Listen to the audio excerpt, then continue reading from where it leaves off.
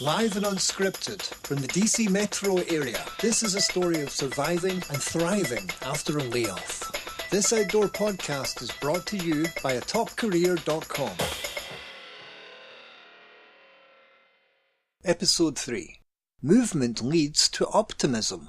Instead of sitting at home depressed, Edythe advocates getting out, moving and connecting with others. What started out as a bad day for Edythe turned into an opportunity to help someone else and herself. Today's not been a good day for me.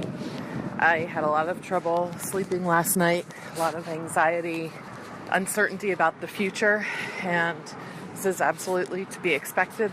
Anybody who goes through the grieving process is going to feel much the same way.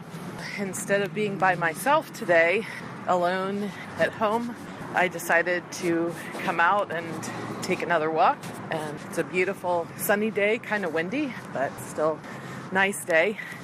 I've always found that when I'm experiencing something troublesome, whether it's whatever kind of bad feeling or argument with somebody or depression, whatever it is, for me it's really helpful to physically remove myself from that situation, even if it's just to get out of that physical space, get out of that room and move away from it. And somehow that allows me to move my mind away from that situation too. One of the best pieces of advice I've gotten from a few people since I've been laid off is to be good to yourself. And that's something I touched on in the last episode. I don't know if my strategy's going to work for other people, so I always encourage people to do what works best for them. But I do want to reiterate that in this time, it's really important that you have a clear mind and can be as optimistic and on an even keel as you can. That's really going to help you when you actually get out there and start networking and start interviewing. It might feel a little bit hopeless. I think feelings of anger, resentment, whatever it is you're experiencing now, it's normal and it's going to pass. And as long as you're moving forward, you're going to be okay. I think sometimes we set too high expectations for ourselves, goals that are unattainable. I'd like to encourage people to just step back a little bit, be kind to yourself, and take baby steps forward if that's what it takes for you. And remember to be good to yourself.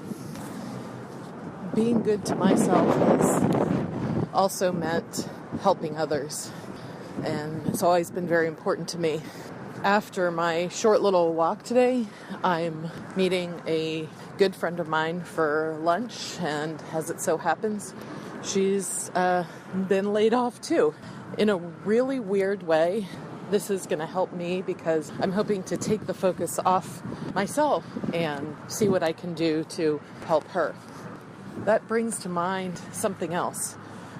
A few people I've told about this situation have mostly said the same thing, and that's, I'm sorry, let me know what I can do to help. And for anybody listening who is struggling with words to say to someone who's in this situation, I'm not saying that's not the right thing to say, but we're social beings. We're not meant to be alone. And if someone asks you, what can I do to help? Not, let me know what I can do to help. That means they sincerely want to help. So let them. If you need space, let them know. You're going to be surprised by the number of good people there are out there who sincerely do want to help. Find Edythe online at www.atopcareer.com. Thanks for listening.